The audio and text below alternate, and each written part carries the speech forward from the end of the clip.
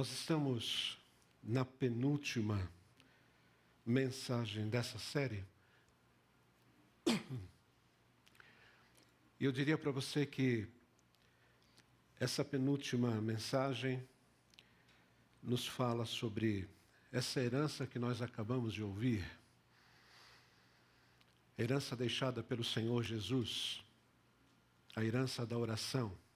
E nós temos refletido nessas últimas semanas a respeito desse tema com dois objetivos bem claros. O primeiro deles é resgatar na vida cristã a importância da oração.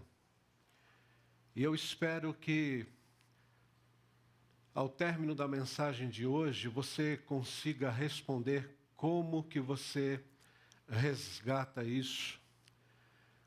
Como que você realmente pode levar uma vida de oração, olhando, porque aí vem o segundo desafio que nós temos nessa série, olhando para os exemplos que temos de homens e mulheres que na palavra de Deus, através de suas orações, nos deixaram um testemunho tremendo de como pode ser a nossa vida de oração. E nesse sentido, nós já ouvimos a respeito de alguns diálogos.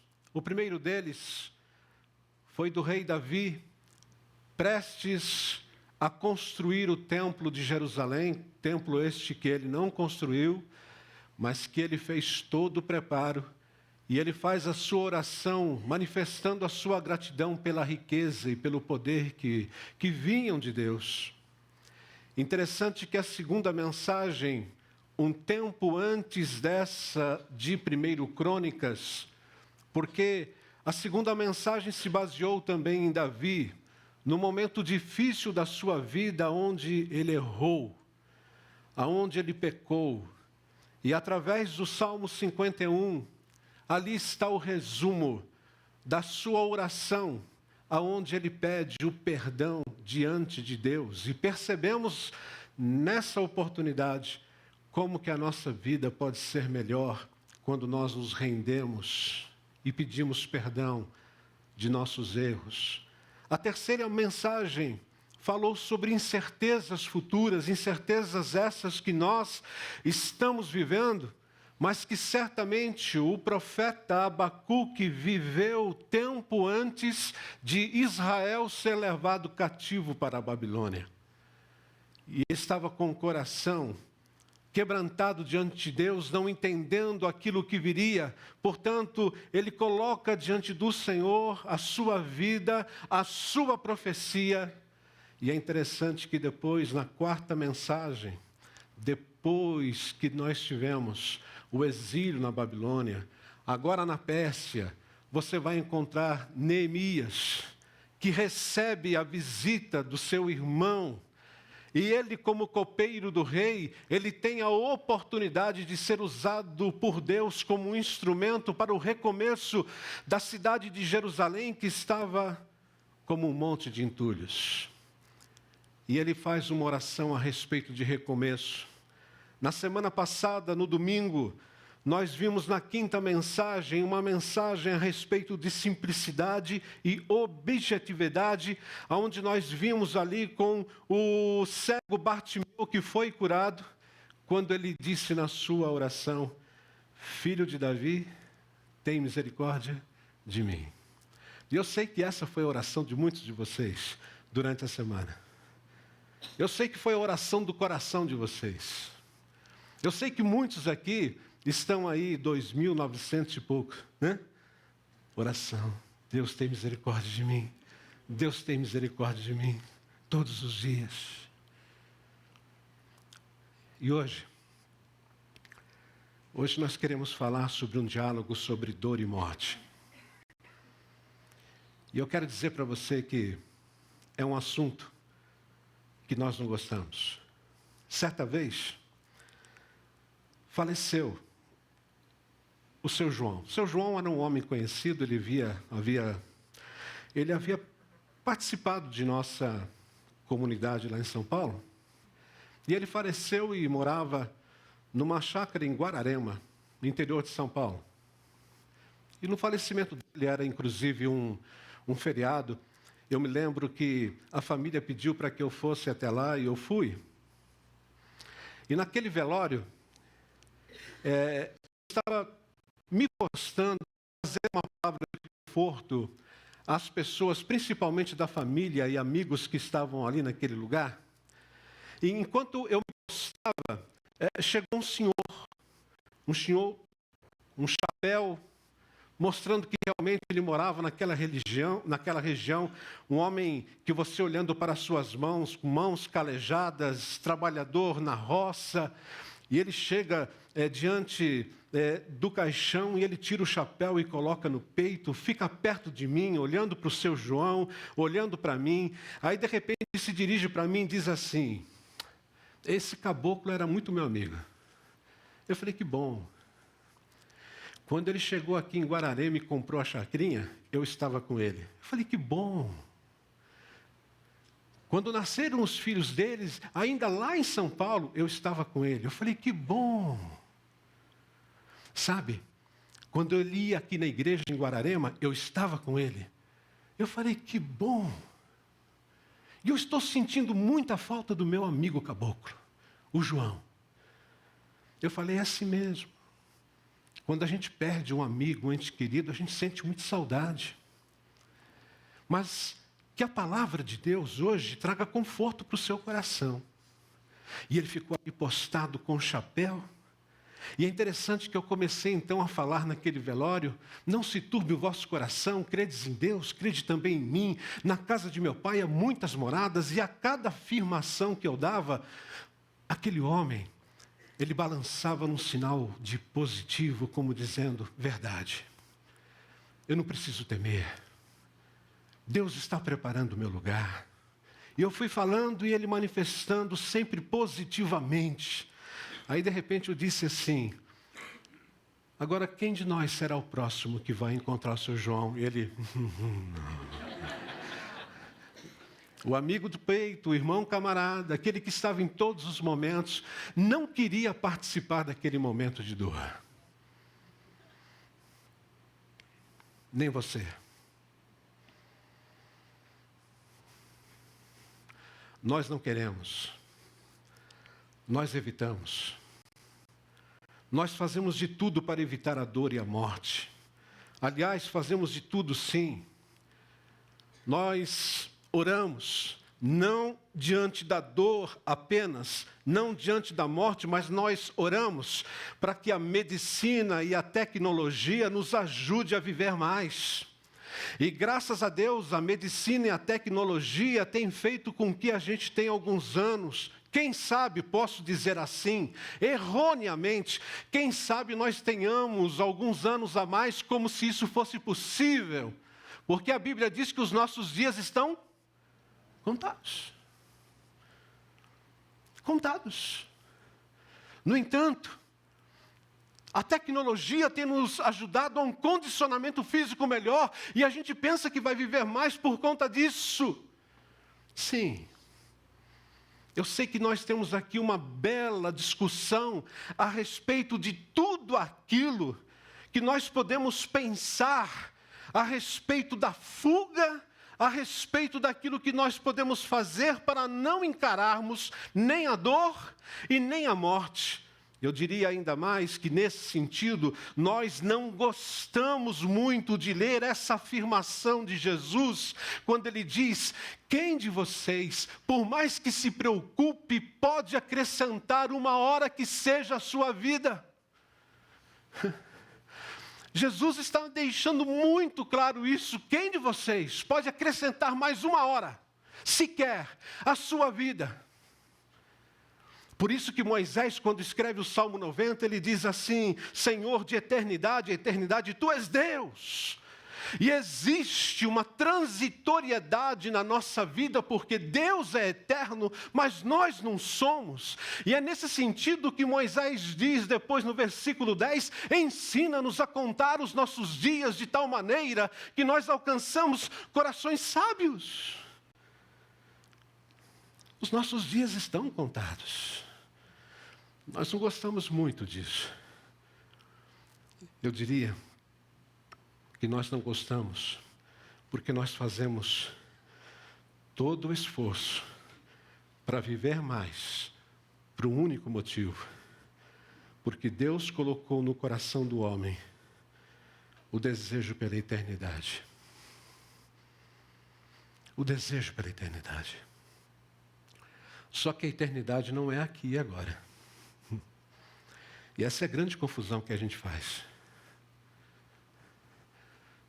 Se eu perguntasse aqui quem é que quer morrer, e se alguém levantasse a mão, certamente a gente ia pedir para você, assim que terminar o nosso encontro, para que você fosse numa das salas fazer uma terapia urgente.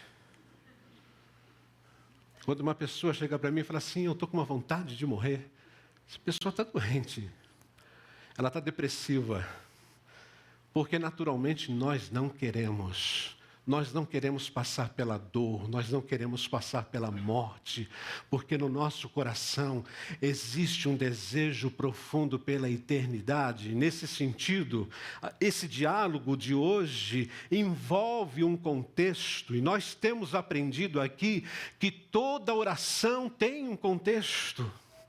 E o contexto da oração de Jesus no Evangelho de Lucas, ele é interessante porque quando você faz um paralelo da vida de oração de Jesus em Lucas com a vida de Jesus de oração em Mateus e Marcos, você vai encontrar Mateus e Marcos colocando e pontuando apenas 3 orações que Jesus fez. A primeira delas, na multiplicação dos pães e peixes.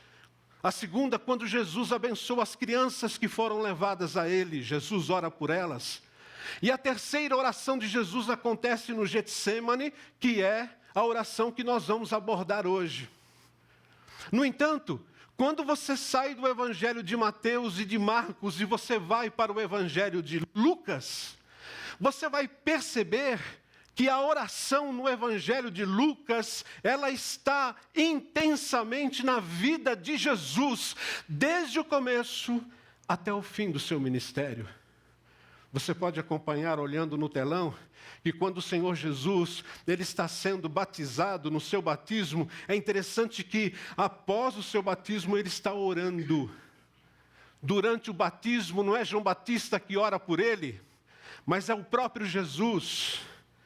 Você vai ver em seguida que quando Jesus está no auge da sua fama, quando as pessoas se achegam a Ele, quando as pessoas começam a ficar perto dEle, querendo tocá-lo, conversar com Ele, Jesus, percebendo isso, Ele se isolava, Ele escapava e Ele ia para o lugar deserto orar. Lucas faz questão de dizer isso. Você vai perceber que antes da escolha dos 12, Jesus passou a noite inteira, diz Lucas, em oração. Jesus, ele sabia o nome de cada um dos 12. Mesmo assim, mostrando a sua dependência de Deus, ele passa a noite inteira orando. Jesus está no deserto orando. Quando ele vai encontrar-se com os seus discípulos, naquela conversa que ele diz: quem dizem as pessoas que eu sou? aquela célebre resposta de Pedro: tu és o Cristo, o Filho do Deus vivo. Eu quero dizer para vocês que antes desta identidade real de regente do cosmos vir à tona, Jesus estava orando. Quem é que não se encanta com a oração de Jesus no Monte da Transfiguração? Lucas registra isso. Lucas registra também que Jesus ensinou os seus discípulos a orar a oração do Pai Nosso. E pasmem, os discípulos não sabiam orar. Estou dizendo isso porque o contexto que Lucas fala em Lucas 11 a respeito da oração do Pai Nosso, diz que o Senhor Jesus estava orando e os discípulos estavam observando. Só observando. Quando Jesus terminou de orar, eles disseram: Senhor, ensina-nos a orar. É como se dissesse: Jesus, o Senhor está conosco já há um tempo, mas nós não sabemos orar como o Senhor. Ensina-nos a orar. E Jesus ensina a oração do Pai Nosso, que nós, inclusive, oramos aqui juntos hoje. Mais do que isso, o Monte das Oliveiras é o lugar preferido de Jesus. A todo instante você percebe que Lucas faz questão de registrar que Jesus saiu para orar no Monte das Oliveiras. Era o lugar do encontro dele com Deus. Você vai verificar na semana da paixão que ele ora por Pedro. Pedro, eu estou orando por você para que a sua fé não desfaleça. Ele ora pelos discípulos, mas ele ora especialmente por Pedro. E ele ora também no Getsemane, e aqui nós vamos trabalhar um pouco mais essa oração. E finalmente, no capítulo 23 de Lucas, você vê o registro dele, da última oração de Jesus, quando Jesus na cruz disse: Pai, perdoa essa turma aí, que está me crucificando, que está me matando, porque eles não sabem o que fazem. Até na cruz, Jesus ora. E é impressionante como Lucas registra tudo isso. Por isso, se você quiser aprender mais a respeito da oração de Jesus, a lição de casa para essa semana é ler o Evangelho de Lucas. E nesse sentido, nós entendemos que o outro contexto da oração de Jesus em Lucas está exatamente a partir do capítulo 19, dos versículos 28 a 48, quando Jesus entra em Jerusalém, na sua entrada triunfal, quando as pessoas estavam recebendo-o com mantos e palmas, dizendo que ele era o rei.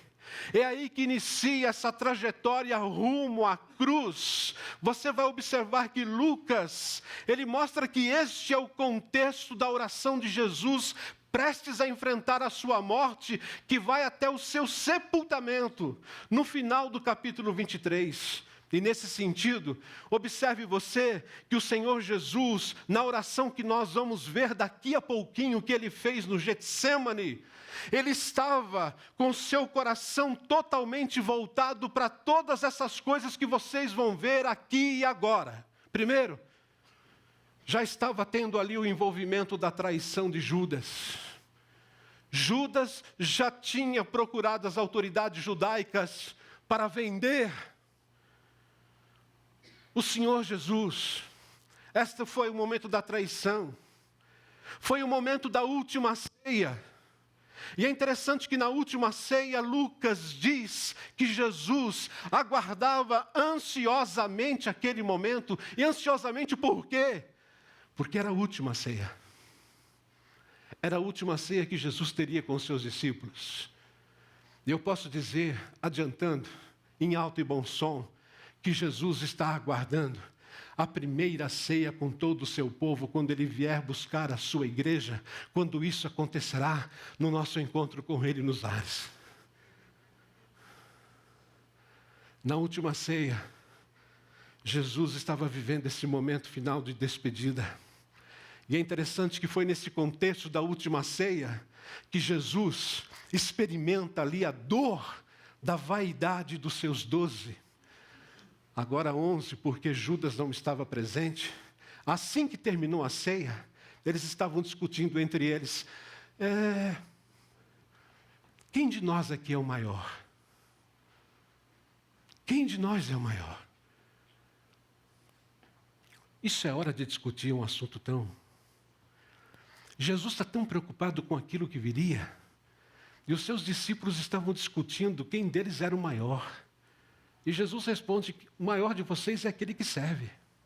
Pare com esse negócio bobo de que liderança é algo que você deve ficar falando a todo instante. Confronto com Pedro.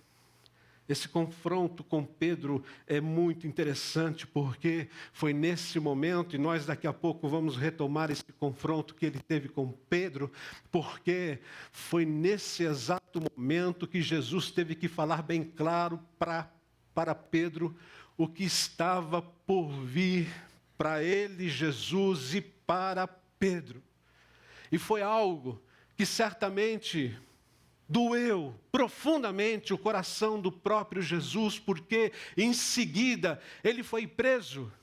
E a partir da sua prisão você vê o contexto da negação de Pedro, porque por mais que Jesus tivesse dito que ele negaria a Jesus, Jesus viu, Jesus sentiu, Jesus olhou para este homem e dentro desse contexto Jesus estava amargurado, porque a sua prisão teve também os guardas que zombaram de Jesus, os mesmos guardas que prenderam a Jesus, os guardas que socaram e açoitaram Jesus, perguntavam para ele a todo instante, ô profeta, você sabe o nosso nome? Você não é o profeta? Não é você que descobre as coisas? Você porventura sabe quem nós somos? Sabe o meu nome? Era isso que os guardas estavam fazendo. E Jesus estava passando por tudo isso. Foi nesse contexto que inicia o julgamento do Senhor Jesus e depois a sentença e morte. Deixa eu dizer uma coisa para você. Jesus sabia de tudo isso. Jesus sabia perfeitamente que tudo isso aconteceria com ele quando ele foi orar no Monte das Oliveiras, no jardim do Getsemane. E eu quero convidar você para conhecer essa oração de Jesus. E certamente essa oração, ela tem um desafio para a nossa oração. Vejamos o que diz o texto. Lucas 22, 39 a 46. Como de costume, Jesus foi para o Monte das Oliveiras, e os seus discípulos o seguiram. Chegando ao lugar, ele lhes disse, orem para que vocês não caiam em tentação. Detalhe, quem são os discípulos que estão com o Senhor Jesus aqui? Pedro, Tiago e João. Apenas os três. E a palavra de Jesus para eles é, orem para que vocês não caiam em tentação. Ele, Jesus, se afastou deles a uma pequena distância, ajoelhou-se e começou a orar. Pai, se queres, afasta de mim esse cálice. Contudo, não seja feita a minha vontade, mas a tua. Apareceu-lhe então um anjo do céu que o fortalecia.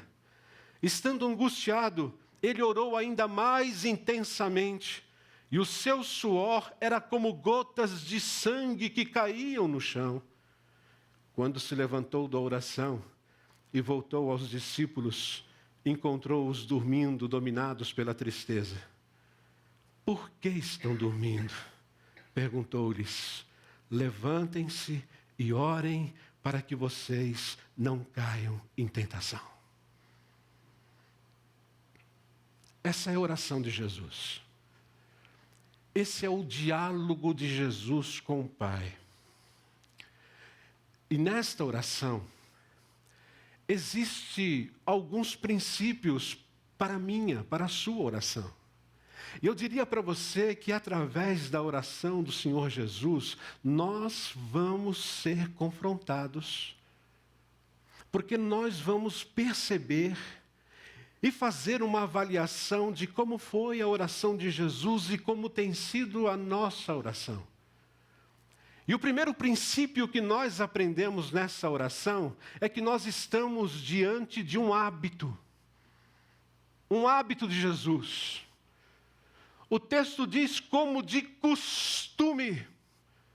Jesus foi para o Monte das Oliveiras. Foi por isso que eu retratei, que eu pontuei a vocês a oração de Jesus em Lucas. Porque se nós estivéssemos apenas olhando para Mateus e Marcos, e esses escritores bíblicos, eles não precisavam falar tanto a respeito da oração, porque eles estavam escrevendo para públicos diferentes. Mas Lucas não. Lucas não conheceu a Jesus. Lucas não andou com Jesus. Mas Lucas conheceu a vida de oração dos apóstolos. Lucas foi um médico de Paulo. Ele conheceu a vida de oração de Paulo. E ele percebeu que o poder de Deus se manifestava de uma tal forma na vida dos apóstolos, que ele foi fazer uma pesquisa. Por que é que Jesus... O que Jesus fez que de fato atingiu a vida daqueles homens? Porque aqueles homens que não sabiam orar, agora estavam colocando este mundo de cabeça para baixo. E Lucas estava mostrando que um dos princípios de Jesus era o hábito de orar regularmente. E esse costume vem de uma palavra grega chamada ethos. E o ethos que está aqui, nesta palavra costume, tem a ver com caráter, com aquilo que fazemos sem precisar que exista uma regra ou lei para ser observado. É como eu, que estava conversando com um rapaz essa semana, e de repente o celular dele toca. Eu disse assim, pode atender. Ele disse, não, é uma lembrança. Lembrança do quê? É uma lembrança que eu preciso orar agora. Eu falei assim, a gente precisa que o celular toque para nos lembrar da oração. Você está vivendo esse negócio? Você precisa que o celular toque? Você é daqueles que... eu tenho um hábito de orar 3 vezes por dia. De manhã, na hora do almoço e à noite. De manhã, quando eu acordo, eu vou tomar café. Na hora do almoço, quando eu vou almoçar. E na janta, quando eu vou jantar. Quer dizer que você só ora na hora que está o bem bom.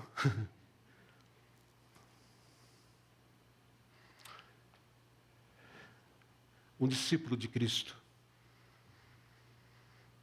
tem como parte da sua vida a oração.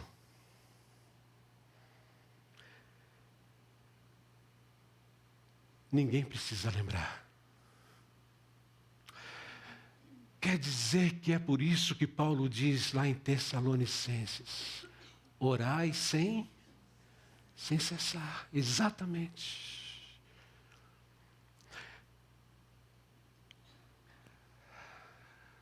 Não é só aqui. Não é só quando acorda, almoça ou janta. É orar sem cessar. Aí sim, nós vamos entender aquela questão da oração do coração. É orar até nós entendermos que nós não podemos ficar sem a oração. Jesus tinha um hábito. O grande problema nosso é que nós não temos um hábito. Jesus tinha uma agenda. Observe vocês como era a agenda de Jesus. Lucas também diz que Jesus passava o dia ensinando no templo e ao entardecer ele saía para passar a noite no monte chamado das Oliveiras. Todo o povo ia de manhã cedo ouvi-lo no templo. Olhe só como que era a agenda de Jesus. Ele passava o dia ensinando no templo, ele passava o dia ensinando na igreja, mas quando chegava a tardezinha, ele ia para o monte chamado Monte das Oliveiras. E ali ele ficava em oração. Ali ele tinha o seu jardim de oração. Ali ele tinha a sua vida de diálogo com o Pai. Depois ele ia dormir. Porque no dia seguinte, novamente, todo o povo estava no templo para ouvi-lo. Qual que é a sua agenda de oração? Qual é a sua agenda de oração? A nossa agenda de oração inclui o nosso trabalho. A nossa agenda de oração inclui o nosso momento que nós estamos dedicando ao estudo. A nossa agenda de oração deve envolver este lugar onde nós vamos dialogar com Deus, só nós. A nossa agenda de oração envolve esse momento que é precioso, que é um momento que nós chamamos de costume, que faz parte do nosso caráter. Observe que no jardim do Éden, nós temos ali Adão e a desconexão. E a partir do momento da desconexão, nós passamos a enfrentar a dor e passamos a enfrentar a morte. Isso porque Deus havia dito: Adão, você pode desfrutar de todo esse paraíso, você só não pode comer da árvore que está no centro do jardim, a árvore do conhecimento do bem e do mal, porque no dia que você tocar nessa árvore ou comer desse fruto, você vai morrer. E a partir do momento que houve a desobediência, nós morremos espiritualmente, desconexão espiritual. Nós passamos a morrer fisicamente porque nós nascemos e a partir do momento que a gente nasce, a gente caminha para a morte. E uma coisa que muita gente não gosta, mas nós morremos ali eternamente, porque se durante o momento e o período da nossa vida, nós que ouvimos a respeito de Jesus, nós que compreendemos a respeito de Jesus, se nós não nos rendermos a Ele, certamente nós vamos morrer fisicamente e eternamente. Por isso que para muitos a oração só se torna motivo realmente de oração quando nós estamos próximos da dor ou quando nós estamos próximos da morte. Aí a nossa vida, ela muda rapidamente, a gente quer orar todo dia, a gente cria um hábito rapidinho.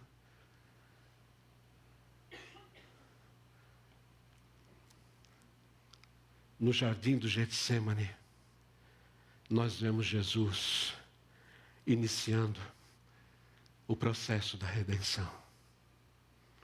Ok, teólogos de plantão, eu sei que a redenção está muito antes disso.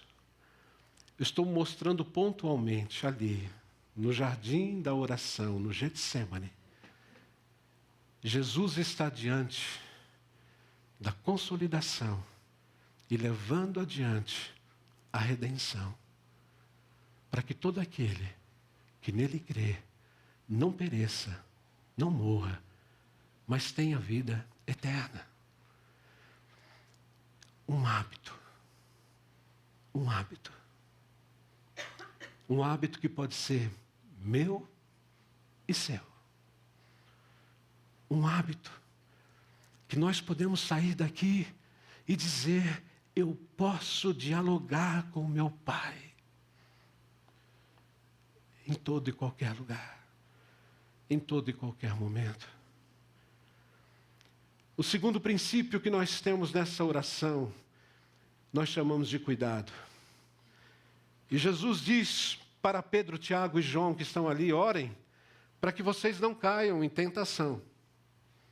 Orem para que vocês não caiam em tentação. Isso quer dizer que se vocês orarem, vocês não vão cair na tentação que está muito próximo de vocês. Mas se vocês orarem, vocês não vão cair na tentação. O que Jesus está falando aqui? Esse verbo cair vem do grego exerkomai, ou seja, tome cuidado para vocês não irem para dentro. Para dentro do quê? Para dentro daquilo que ele veio falar depois, tentação, que é também um verbo grego, uma palavra grega, desculpem, que significa peirasmos, que é a prova, que é a sedução. a origem de toda prova e sedução dos nossos desejos ou circunstâncias externas. Jesus está dizendo assim: esse momento ele é crucial, esse momento de dor, esse momento de morte, é necessário que todos nós estejamos atentos em oração. Porque se nós não estivermos orando, nós vamos sucumbir, nós vamos cair. Se você está enfrentando uma dor, se você está enfrentando aquilo que nós chamamos o vale da sombra da morte, a proposta de Jesus continua a mesma. Orem. Orem para que vocês não caiam em tentação. A pergunta é: qual tentação que Jesus está falando no texto e que pode ser, quem sabe, a nossa tentação? Diz o texto que Jesus encontrou os discípulos Pedro, Tiago e João dormindo. Mas dormindo porque eles estavam com sono? Não. O texto é claro dizendo que eles estavam dominados pela tristeza. Tristezas por quê? Por causa das expectativas quebradas. Horas antes, eles acabaram de participar da ceia do Senhor. Horas antes, eles estavam vivendo um momento de comunhão tremenda. Horas antes, eles estavam discutindo quem seria o maior. Horas antes, nós vimos no domingo passado que Tiago e João estavam conversando com Jesus, dizendo: Senhor, quando chegar lá o momento do seu reino, não esqueça de colocar um de nós à sua esquerda e o outro à sua direita. Horas antes, a expectativa era de vitória. Horas antes, a expectativa era que Jesus entraria em Jerusalém e colocasse ali, inaugurasse ali o seu reino, e não teria para mais ninguém. Mas agora, diante de tudo aquilo, diante do desenrolar daquela história, ia sobrar não apenas para Jesus, mas também para os discípulos, e a tristeza era tão grande, que eles dormiam, como fuga. Isso acontece com muita gente, inclusive hoje. Às vezes, para esquecer os problemas, tem um problema, vai se entregar ao sono. Vai se entregar a uma medicação que nós chamamos uma automedicação perigosa. Vai se entregar a fazer outras coisas que, na verdade, não tem nada a ver com o foco, com a oração. E é justamente isso que está acontecendo com esses discípulos. Por isso que o Senhor Jesus, no versículo seguinte, versículo 46, diz: por que vocês estão dormindo? Por quê? Mateus, quando fala a respeito desse assunto, diz que Jesus foi orar 3 vezes. E quando retornou, eles estavam dormindo. Por quê? Jesus continua: levantem-se e orem para que vocês não caiam em tentação. No momento da dor, no momento da morte, Jesus, Ele nos chama a orar. A orar. Por quê? Porque existe uma realidade superior que nós precisamos entender e aprender. Quem diz isso é C.S. Lewis. Observe que Lewis diz: Deus não precisa da minha oração. Sou eu quem precisa dela. A oração me aproxima de Deus, revela minha dependência, minha fome e sede por sua vontade, seu reino, sua pessoa. A oração muda principalmente a mim, minha visão de Deus, do próximo, das circunstâncias. Eu queria pedir para vocês lerem comigo essa última parte que está grifada. Vamos ler juntos? A oração muda principalmente a mim, minha visão de Deus, do próximo e das circunstâncias.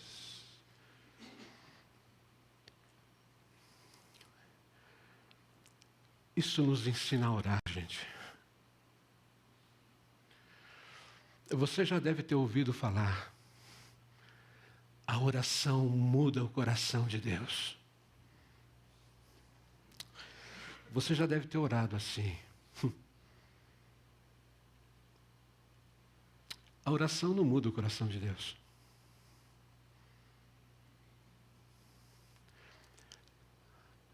A oração muda o nosso coração.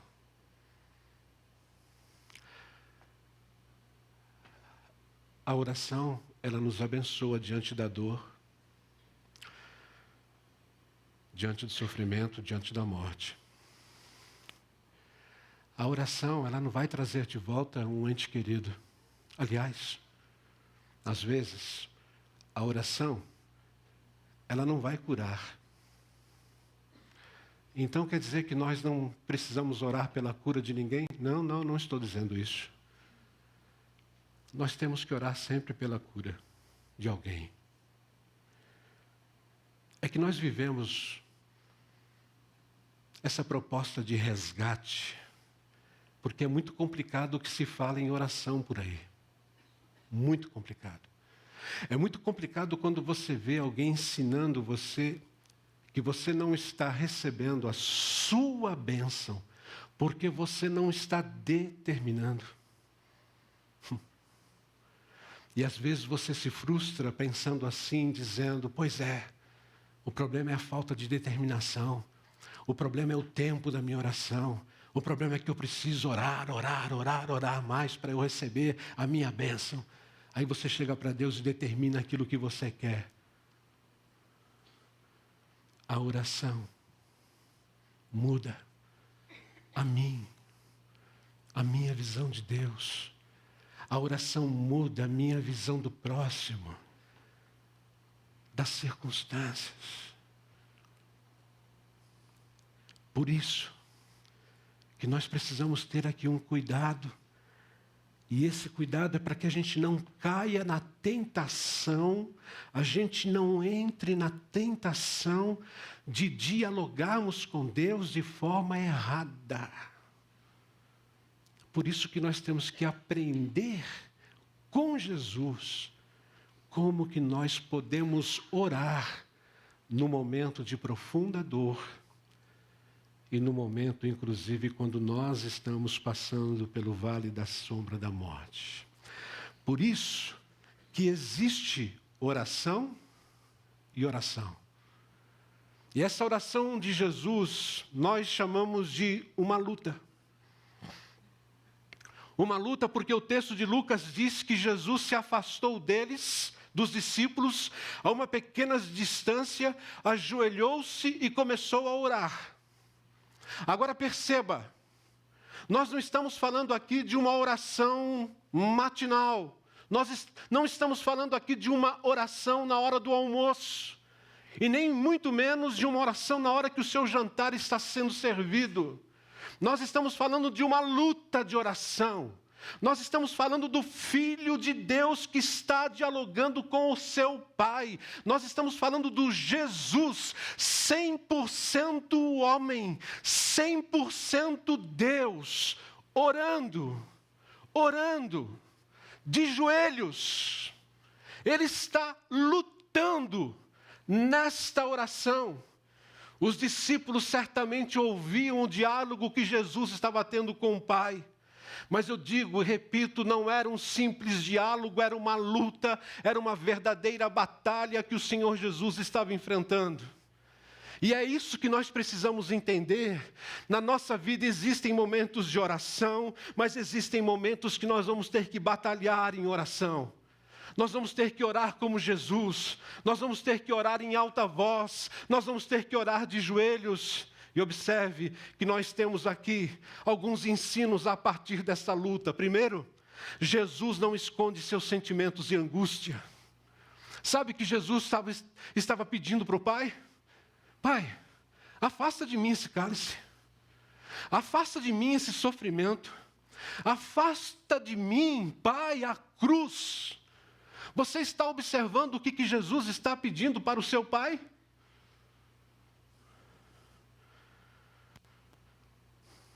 Ele abre o coração. Ele é totalmente vulnerável. Se você quer conhecer um pouco da humanidade de Jesus, você tem que olhar para esse texto. Por isso que quando nós estamos lutando em oração, batalhando em oração por algo, meu querido, pode abrir o seu coração, não esconda seus sentimentos e nem a sua angústia. A vontade de Jesus ali era: Pai, passa de mim esse cálice, afasta.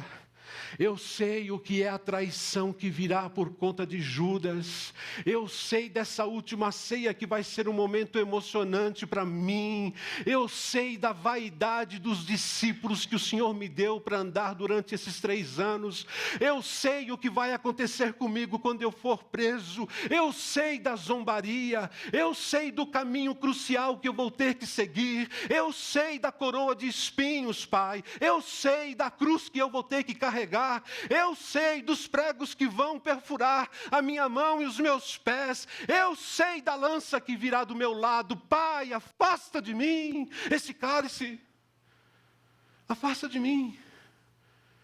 Afasta de mim, a dor é muito grande. Mas maior do que essa dor de que nós estamos falando, certamente, é a dor que você sente em várias orações que você vê separadas na Bíblia. Inclusive poetas, por exemplo, o salmista no Salmo 6, ele derrama o coração diante de Deus e diz: eu estou exausto de tanto gemer, de tanto chorar, inundo de noite a minha cama, de lágrimas encharco o meu leito, os meus olhos se consomem de tristeza, fraquejam por causa de todos os meus adversários. O que nós estamos vendo aqui? Coloque os seus sentimentos diante de Deus, não esconda. Faça como o Senhor Jesus. Nós estamos diante de uma luta. Mas aprenda com Jesus.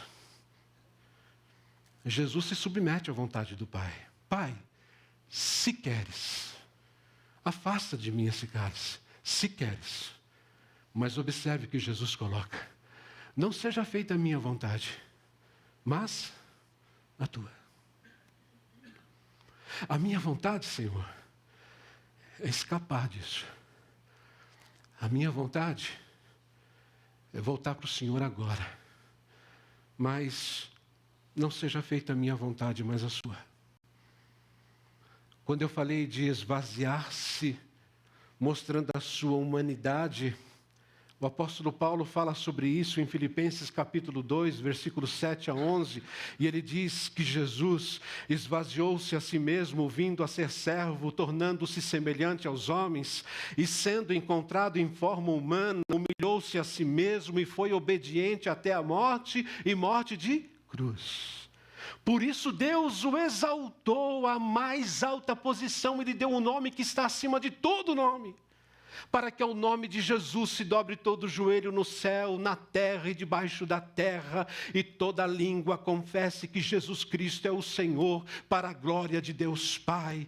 Nós aprendemos, portanto, com a oração de Jesus, que Jesus, na sua oração, Ele mostra total submissão ao Pai. Ele tem a sua vontade, mas Ele diz: Senhor, que seja feita a tua vontade, não a minha. É a oração que nos leva à humildade.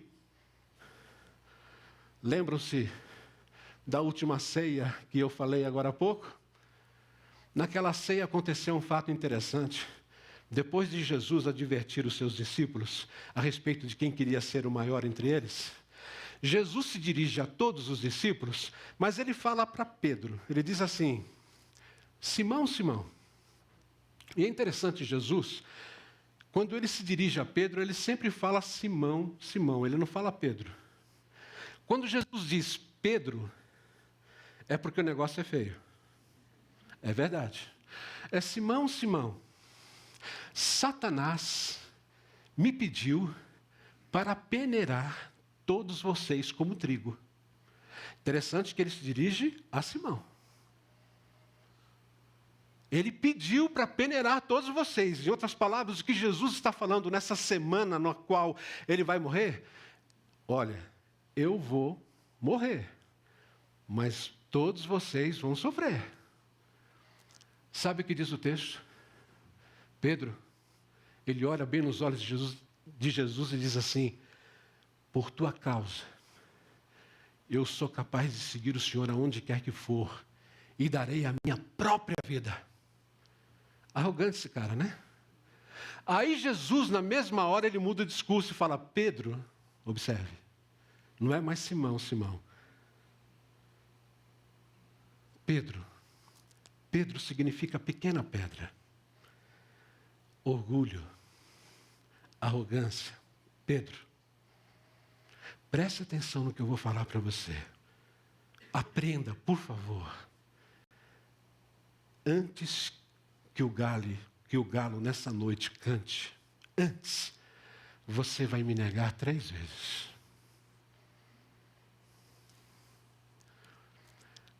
Às vezes nós queremos ser muito arrogantes naquilo que falamos a respeito da oração. Por isso que a nossa oração, ela precisa mostrar submissão. Senhor, a minha vontade está aqui. Está doendo. Talvez eu não vou chegar no final, mas seja feita a tua vontade, Senhor. Você acha que Pedro não aprendeu com isso? Olha só o que ele deixou para nós depois na sua carta. Portanto, ele vai ensinar agora a mim e você. Humilhem-se debaixo da poderosa mão de Deus para que Ele os exalte no tempo devido. Essa luta, ela continua mostrando para nós que Jesus mantém o foco na missão. Em outras palavras, Jesus ele vai beber o cálice, sim. E o cálice, o Antigo Testamento já apontava dizendo, o Antigo Testamento dizia que o cálice é a ira de Deus. Essa ira de Deus que são, na verdade, os nossos pecados caindo sobre o Senhor Jesus. Por isso que o profeta Isaías diz em Isaías 53:5 que Jesus foi esmagado por causa de nossas iniquidades, o castigo que nos trouxe a paz estava sobre ele, e pelas suas feridas nós fomos curados. Sabe o meu pecado? Sabe o seu pecado? Sabe o pecado de todos nós que estamos aqui? Sabe o pecado de todas as pessoas na face dessa terra? Todos os pecados foram colocados por sobre Jesus. Não é à toa que Jesus está batalhando em oração, porque ele saberia que esse cálice do sofrimento, que é o cálice da ira de Deus, viria sobre ele. É uma luta, porque Jesus tem a resposta à sua oração. Apareceu-lhe, então, um anjo do céu, que o fortalecia. Interessante isso. Você sabe o que Deus responde para Jesus, o filho dele? Jesus dizia: passa de mim esse cálice. Imagine você sendo pai ou mãe, ouvindo um filho fazendo um pedido como esse. E quando você olha para essa oração, o texto diz, ou melhor, não diz, porque Deus não responde nada. Apenas coloca um anjo para fortalecer Jesus, fortalecer fisicamente Jesus. Jesus está num momento de profunda debilidade. Obrigado. Jesus está ali, enfermo com tudo aquilo. E de repente ele fala assim: ok, entendi. Um anjo. Aliás, a Bíblia diz que o anjo do Senhor acampa-se ao redor daqueles que o temem e os livra. Jesus tinha 3 anjos perto dele, fazendo o quê? Dormindo. Eu sei, se você está esperando um anjo de asinha bonitinho, auréola, vestido de branco, certamente você não vai ter. Mas Deus a todo instante está enviando anjos. Sabia disso? Anjos. É a gente que não percebe isso. Mas Ele está enviando anjos para fortalecer você. Diante do que, pastor? Diante da dor. Diante do que, pastor? Diante da sombra da morte. Deus está enviando anjo. Mas eu vou ser um pouco mais claro para você nesse sentido, porque eu não quero ultrapassar a 1 hora de mensagem aqui. Eu quero dizer para você que nós, os discípulos de Cristo, aqueles que ouviram, que compreenderam e abraçaram aquela proposta do Evangelho, que se curvaram diante de Jesus, têm o Espírito Santo dentro de si. E você quer algo maior do que o Santo Espírito dentro de você para confortar o seu coração, para ajudá-lo no momento de dor, para realmente fortalecer você no momento de maior angústia que você esteja passando. Deus, portanto, envia anjos e Deus envia o seu Espírito Santo. Por que o Espírito Santo não ajudou Jesus? Aqui uma questão teológica para vocês trabalharem essa semana. Jesus não tinha o Espírito Santo, ele era Deus. Ele não precisava do Espírito Santo, nós é que precisamos. Por isso, que se você tem a certeza de que o Espírito Santo está em você, você pode clamar: Deus, Espírito Santo, fortalece, me ajuda. E eu termino essa mensagem com uma reflexão. Primeiro, você tem consciência das consequências do pecado na vida do ser humano, dentre elas a dor e a morte, e da necessidade de estar na presença de Deus com regularidade? O que eu estou dizendo? Eu estou dizendo que Jesus, ele tinha consciência da sua missão. Jesus tinha consciência da dor que enfrentaria e da sensação da morte. Por isso, ele tinha o hábito de orar regularmente. Você aprendeu com isso? Regularmente. E eu pergunto, por causa da consequência do pecado, talvez você não esteja diante da limitação da morte. Talvez você esteja com uma pequena dor de cabeça. Mas eu quero dizer para você que por conta do pecado, todos nós vamos passar pela vida por momentos de dor, muita dor, e por problemas onde nós vamos enfrentar a morte. Portanto, se você é daqueles que está tendo a sua esperança na medicina para alguns anos a mais de vida, eu diria: tome cuidado. Se você é daqueles que nem em velório vai porque não gosta de morte, eu queria dizer para você: comece a orar com regularidade, como Jesus. Porque nós estamos vivendo momentos difíceis de enfrentamento de dor e do pecado. Em segundo lugar, Lewis disse que a oração muda principalmente a mim, minha visão de Deus, do próximo e das circunstâncias. É assim que você encara a sua vida de oração? É assim? Ou você encara a sua vida de oração como muitos? Deus, hoje eu estou determinando o quê? Eu sei. Não é só você. Eu também tenho minhas lutas. Eu também tenho minhas dores. E eu também enfrento a morte.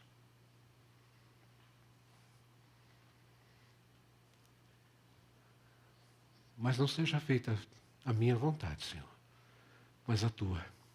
Às vezes, a vontade de Deus é um grande milagre acontecer.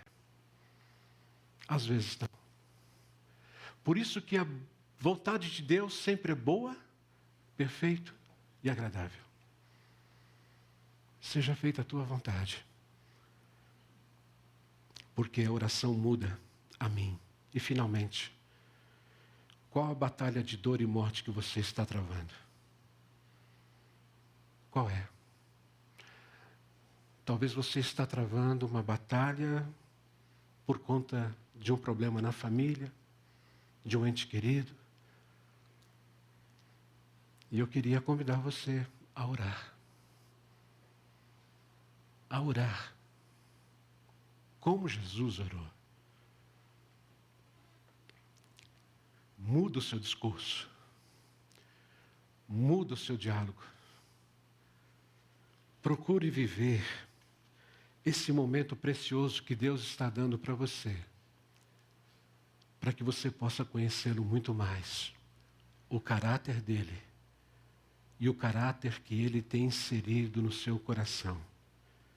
O caráter que leva aquele costume de orar regularmente, continuamente, em toda e qualquer situação.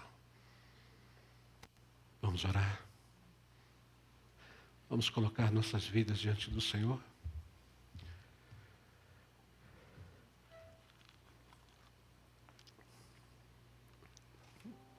Qual é a batalha? Lembre-se, nós aqui não dissemos que Jesus estava desprezando qualquer tipo de oração que a gente venha fazer. Pelo contrário. A gente tem que abrir o nosso coração, como Ele abriu.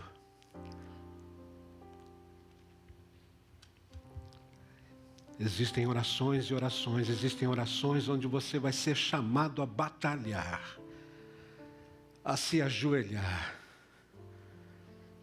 E você vai fazer como Jesus, quem sabe, no seu lugar de oração, no seu jardim do Getsêmani, você vai orar em alta voz dizendo: Pai, passa de mim esse cálice, passa de mim esse cálice.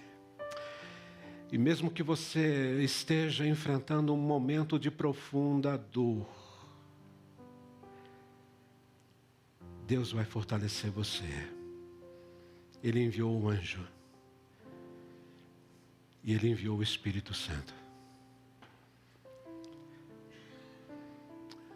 Deus querido, ouve, Senhor, a nossa oração. Ouve, Senhor, as palavras que cada um daqueles que estão orando nesse momento, dialogando com o Senhor, ouve e responda na tua vontade.